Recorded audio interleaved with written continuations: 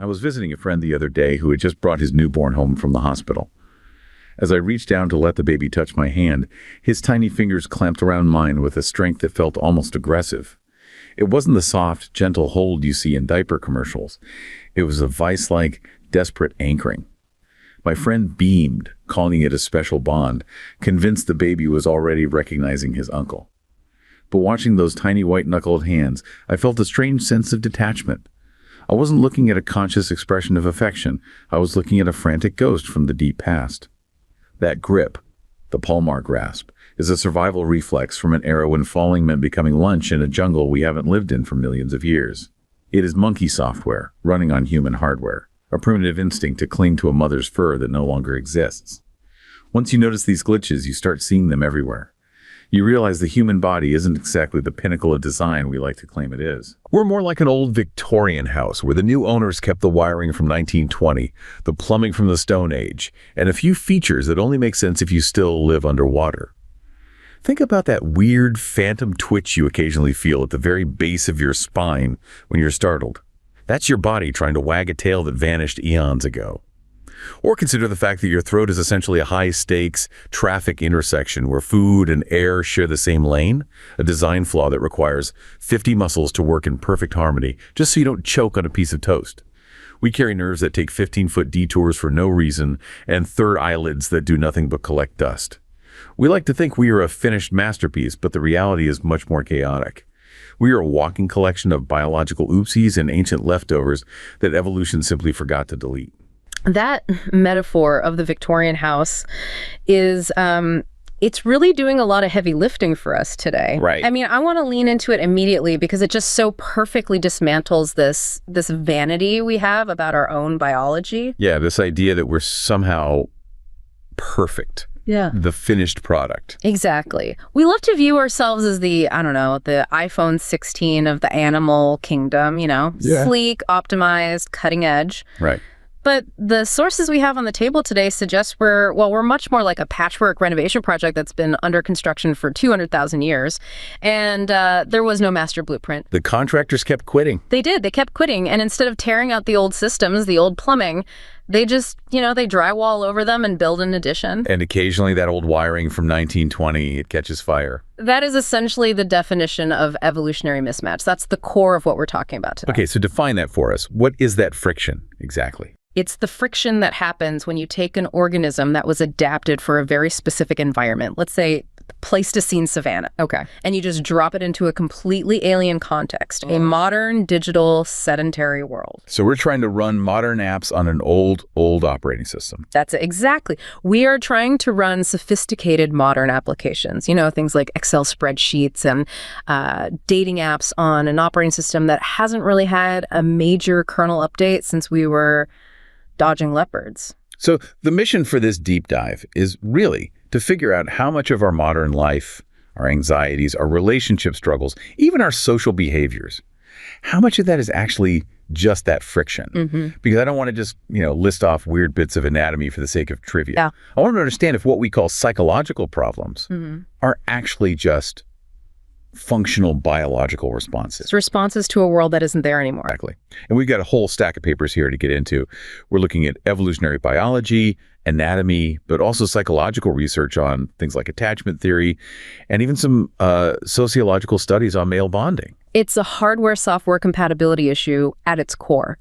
And when you really start looking for these ghosts in the machine, you realize they aren't just the physical leftovers like an appendix. Right. We have ghost behaviors. We have emotional reflexes that are just as outdated as that incredible grip on the baby's hand you described. So the big question becomes, how do we navigate a modern world with a brain that's basically built for the Stone Age?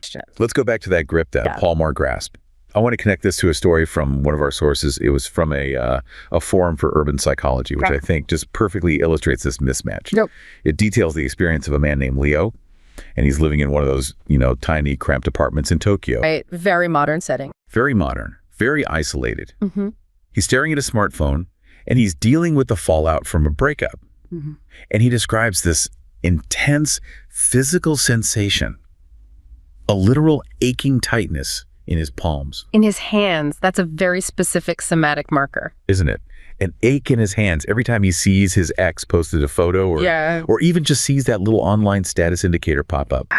And usually, in a modern context, we'd analyze Leo and we'd say, you're being insecure, or you have boundary issues, or you're codependent. Right, we pathologize it. We make it a psychological failing. We psychologize it completely. But when you overlay the evolutionary data, that hand ache starts to look very, very different. So let's do that. Let's overlay it. Okay, so if you are an infant primate, your survival, and I mean literally 100% of your survival odds, it all depends on your ability to lock your hands into your mother's fur. Nothing else matters. Nothing. If you let go, you fall. If you fall in the jungle, you die. It's absolutely binary. There's no gray area. Connection is life. Separation is death. That's the entire equation for a baby monkey. So that grip is everything. And we really need to be clear about the mechanism here because it's so important. The palmar grasp isn't a choice. It isn't a learned behavior. It's not a thought. So the baby isn't thinking, oh, I should hold on tight. It's a spinal reflex. It completely bypasses the cerebral cortex, the thinking part of the brain. This starts developing in the womb at just 16 weeks. 16 weeks. That a fetus floating in amniotic fluid is already practicing how to hold on for dear life. It's that fundamental. And the strength is just... it's wild. Finally, studies show a newborn can support their entire body weight with just their hands. They can literally hang from their own grip. Which is absurd. I mean, they can't even hold their own heads up, but they could do a pull-up if their life depended on it. Because for millions of years, their life did depend on it. Now, let's map that back onto Leo in his apartment. Right. Leo and his aching hands. Yeah. His clinging behavior, the constant checking of the phone, maybe sending that double text, that feeling of panic. And the physical pain in his hands. And the physical pain. It is the behavioral equivalent of that spinal reflex. In therapy, we have a name for it. We call it anxious attachment. Sure. But in the wild, in the jungle, it's just called stare alive. He is running Attachment 1.0 software, which demands constant physical contact on an isolation 2026 operating system where people can just vanish. They can ghost you. The connection can be severed with a tap of a screen. So it completely reframes clinginess. It's not necessarily a character flaw. It's just, it's a hardware mismatch. Your body is screaming, don't fall, but your brain is just looking at a phone. The panic is real because the circuit is real. It's an ancient circuit firing in a modern context. But there's a nuance in that grasping and letting go article that I found really striking. It makes a distinction between the reflex and the skill. Yes. It suggests that while we are all born with this powerful innate ability to hold on, we actually have to learn how to let go. This is the control tower concept from that source. Wow. The author argues that letting go is a major developmental achievement. Not a default setting. Biologically, think about a baby. They don't learn to voluntarily open their hand and release an object until they're about 4 or 5 months old. They have to grow into the ability to let go. So the default is grasp. The default setting is grasp. The advanced feature, the software update you have to install, is release. So holding on is like a panic room. It's the safe default space. And letting go is like stepping out into an open field. It feels riskier. That's a perfect way to put it. And psychologically, we see the exact same pattern play out. When we feel unsafe, emotionally unsafe, like Leo in his Tokyo apartment, we revert to the default. We grasp. We grasp. We retreat into this mental control tower, as the author calls it, where we think if we can just hold on tight enough to pleasant emotions, to people, to our job status, we can control the outcome. We think grasping gives us safety. We mistake it for safety. But just like that infant who can't use their hands for anything else, they can't explore the world if they never let go. We limit our own experience of life if we stay locked in that reflex mode. That lines up so well with the Reddit thread on anxious attachment we looked at, the triggers people were describing. Inconsistency from a partner, long periods of silence, that feeling of someone pulling away. It's all the same signal. They all mimic the sensation of being dropped, of the grip loosening. And the modern environment, especially the dating environment, exacerbates this to a degree our ancestors just couldn't have comprehended. So we live in a world of digital ghosts. You see the typing bubbles appear on screen and then vanish. Oh, it's the worst. It is a hypervigilance nightmare. In the wild, hypervigilance kept you from being eaten. You watched the tribe, you watched your mother's every move. Is she moving away? Is she paying attention? And now that same ancient mechanism is triggered by a delayed text message. The mismatch is that the threat isn't a leopard anymore, it's just social awkwardness. Or a breakup. It's painful, but it's not fatal. But your cortisol levels don't know the difference. Your cortisol levels don't know the difference. Your body is physically preparing for a fall that isn't actually happening. So we are literally navigating modern love with a nervous system that was designed to avoid being eaten by predators. That explains a significant amount of the, what we call irrationality we feel in modern dating. Okay, so if the hand is a piece of, let's say, outdated hardware, this next example is it's just plain bad architecture. I want to talk about the recurrent laryngeal nerve, the RLN. The absolute poster child of evolutionary chaos. If you ever needed proof that evolution is not an intelligent engineer, but a desperate hacker with a deadline, this is it. To set the scene for this one, let's look at the story of a high-level corporate negotiator in London. This is from another one of our sources. She has 10 years of experience. She's at the top of her game, deals with multi-million-pound contracts.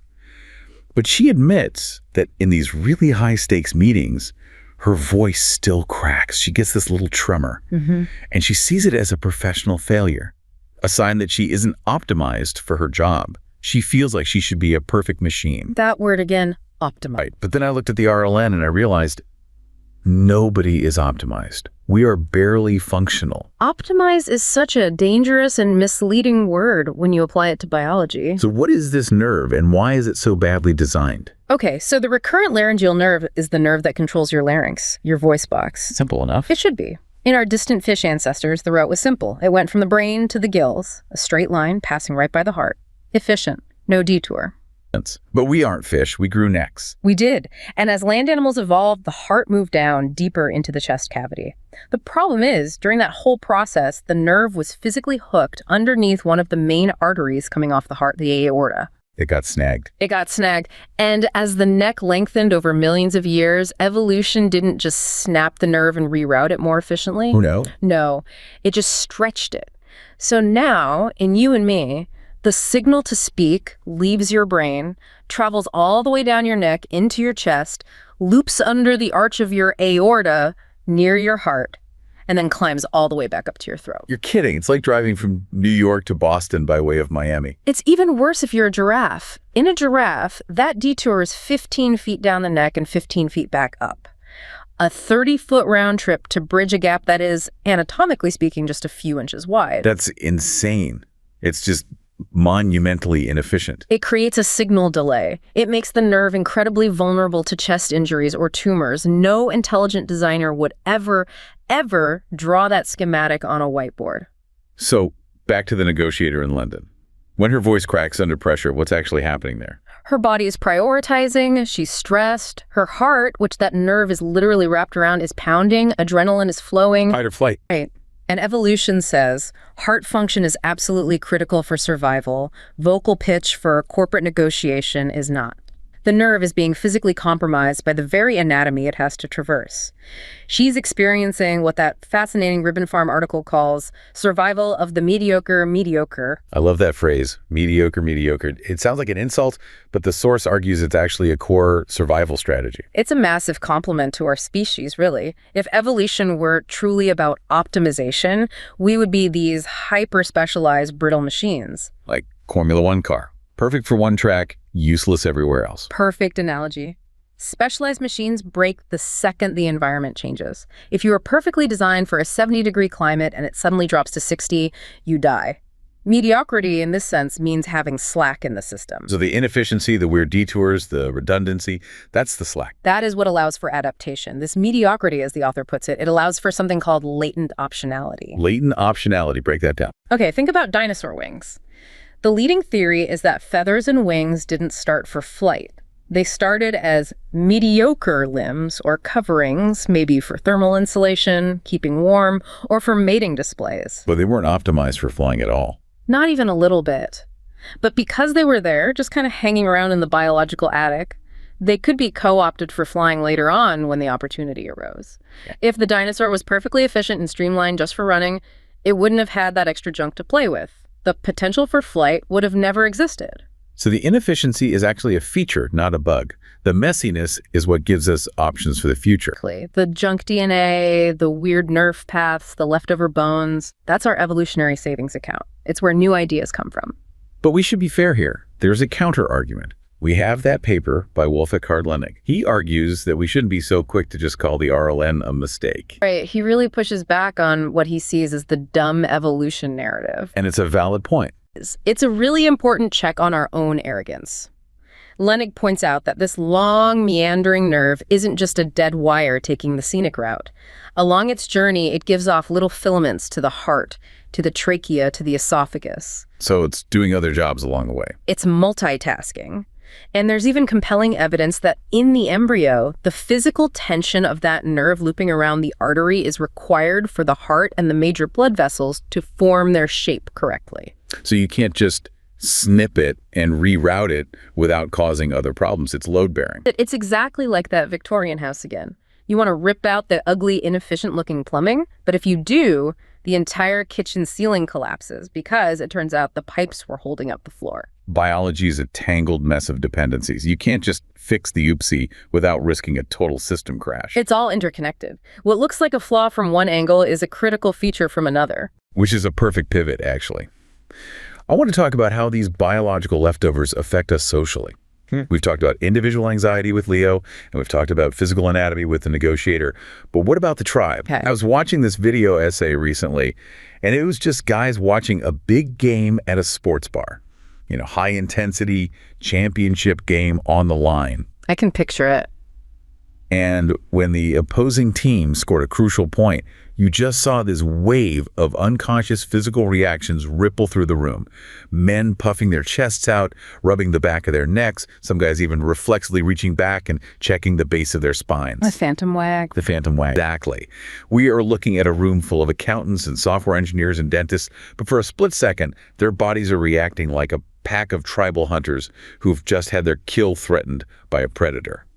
The sports bar is a fantastic laboratory for this kind of vestigial behavior. It's one of the few places in modern society where that raw primal signaling is allowed to surface without much judgment. Let's break some of those signals down. Goosebumps, for instance. Piloerection. Okay, so in a chimpanzee or a house cat, when a rival approaches, the hair all over its body stands on end. It makes the animal look 20, maybe 30% bigger than it actually is. It's a bluff. It's an intimidation tactic. A very effective one. Don't mess with me, I'm huge.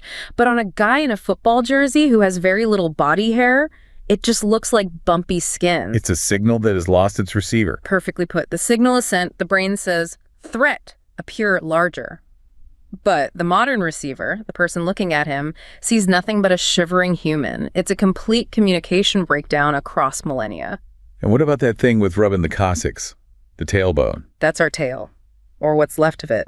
In social canines or primates, the tail's position is a critical emotional signal. Tucked between the legs means fear or submission.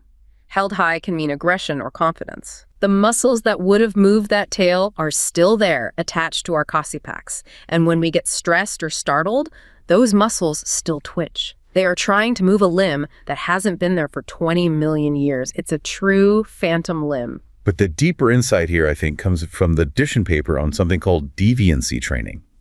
This goes beyond the physical twitch and starts to explain the behavior of the group. And it reframes what we often call toxic masculinity or just, bad behavior in young men. Tom Dishon's work is absolutely fascinating because it completely flips the script on the idea of bad influences. Well, we usually think that when teenage boys get together and they start breaking rules, or when groups of men become aggressive, that it's a failure of socialization, that society has somehow failed them. Right. That's the standard take. Dishon argues it's not a failure at all. It's the successful activation of what's called a fast life strategy. Okay, fast life strategy. Break that down for us. What does that mean? In evolutionary psychology, you can broadly categorize life strategies into slow and fast. A slow life strategy involves long-term planning, getting an education, delaying gratification, and investing very heavily in just a few offspring. That sounds like the ideal modern citizen. And it works incredibly well when the environment is stable, safe, and predictable. But there's also the fast life strategy. And that is? Reproduce now. Form coalitions now. Take risks now. Don't wait. This is the default setting when the brain perceives the environment as dangerous, unstable, or unpredictable, like a war zone, or arguably a modern neighborhood with high stress and high poverty. You don't have time to play the long game if you think you might die tomorrow. You absolutely do not. So deviancy training, this phenomenon where boys in a group will laugh at rule breaking and reinforce aggressive or antisocial behavior in each other, that's not them being bad. It's actually a highly effective ancient mechanism for rapid coalition building. They are vetting each other. Vetting each other for what? For the tribe. They're asking, can I trust you in a fight? Are you loyal to us or to them, the outsiders, the authority figures? Are you willing to break the established norms for the good of our small group? The laughter is the social glue. It's the reward system that locks in the loyalty. So it looks like toxic, disruptive behavior in a quiet suburban classroom is actually a highly effective survival strategy for a battlefield or a dangerous street corner. It is a war mode coalition being formed in peacetime. And this connects perfectly to that CDN article on tribalism that we have. Right. We tend to moralize tribalism. We say it's bad and that we should just educate it out of people, that we should all be global citizens. But the research is pretty clear that tribalism is the default cognitive state of humanity. We are the direct descendants of the people who are best at forming cohesive in-groups and, frankly, crushing the competition. So we aren't designed to love everyone equally. We're designed to protect the perimeter of our village. And that's the phantom pain for many modern men. You have this incredibly sophisticated machinery that was built for hunting, for physical defense, for high stakes, life or death cooperation, and you put that machinery in a cubicle where the biggest threat is an aggressive email from accounting or a spreadsheet error. The energy has nowhere to go. So it explains why things like sports fandom or even political polarization can get so incredibly intense. It's an outlet for a biological drive that is otherwise being completely starved of a target. We are hunters without a hunt. We are warriors without a war. And that friction, that mismatch, creates a lot of the social noise and conflict we see today. Okay, we have a little bit of time left, and I really want to run through what we're calling the house of glitches. We've covered some of the big systems, and now I want to do a rapid-fire inspection of some of the weirdest, most baffling features in the human body. The stuff that just makes you go, really? That's the design we ended up with. All right, let's do the grand tour, the walkthrough of the haunted house. First stop, the choking tube. This is my personal nightmare fuel. The pharynx. Yes, it is a design disaster of the first order. In almost every other animal on the planet, the tube for food, the esophagus, and the tube for air, the trachea, are separate systems. They don't cross. They have their own lanes. They do. In humans, they cross over right in the back of the throat. It is a literal high-stakes traffic intersection. Every single time you swallow, you are making a life or death gamble that a tiny flap of skin, the epiglottis, will slam the door to your lungs shut in time. And if it misses by a fraction of a second, you choke. It's one of the leading causes of accidental death. A piece of steak, a grape. It's terrifyingly common. So why? Why do we have this insane setup? It's the trade-off we made for speech. In order to produce the incredible range of complex vowel sounds that we use, A, E, I, O, U, our larynx, our voice box, had to drop lower in the throat.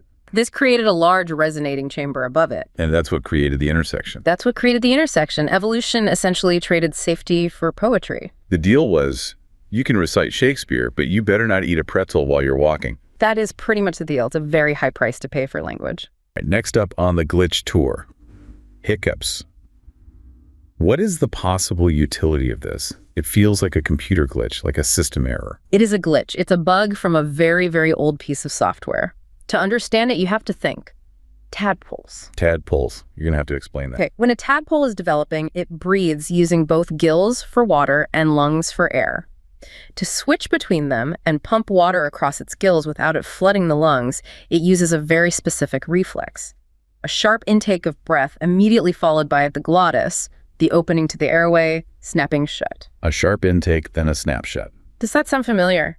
The neurological pattern for that tadpole reflex is identical to a human hiccup. No way. So when I'm hiccuping before a big presentation and trying to hold my breath, I'm trying to ventilate gills I don't have. You are rebooting your inner amphibian. It serves zero purpose for a land-dwelling mammal.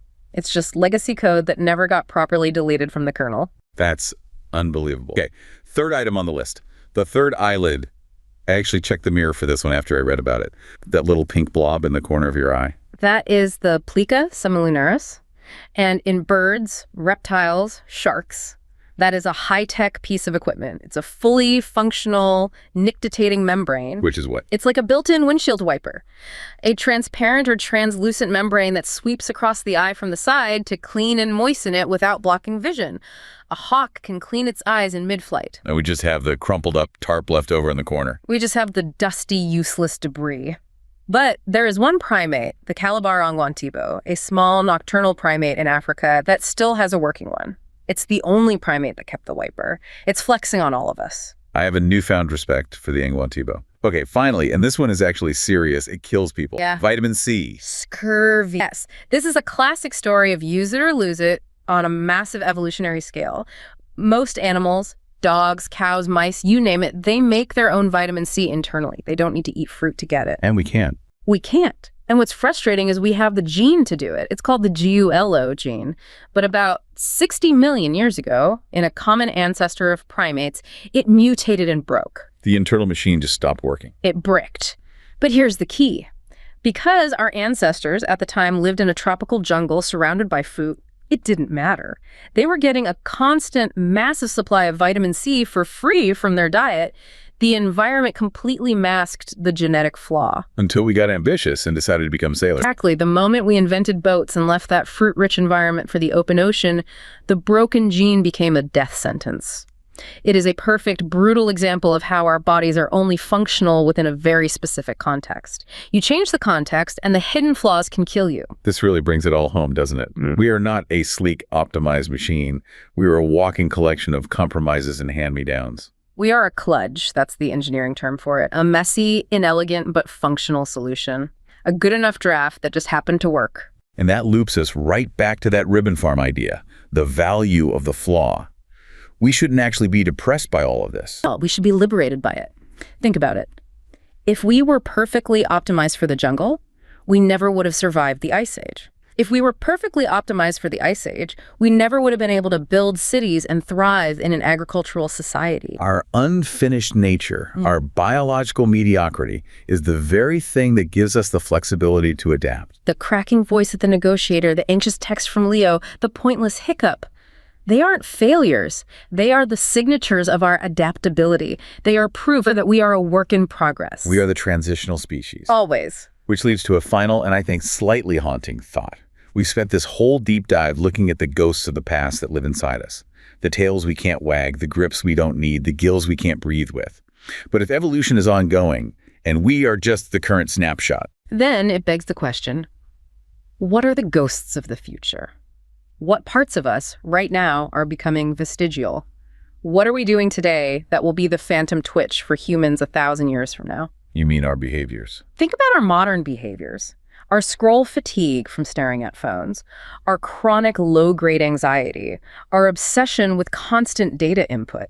Will our descendants look back at our compulsive need to check a screen and see it as a bizarre, useless reflex, like a hiccup? Will they see the 40-hour work week or the daily commute as a strange social ritual that served no real purpose? Exactly. We assume we are the end product. We think we're living in the finished house, but we're not. We're just living in the messy middle of the renovation. And there is something both terrifying and incredibly beautiful about that. We are not the end of the story. We are just the transitional fossil that happens to be alive right now.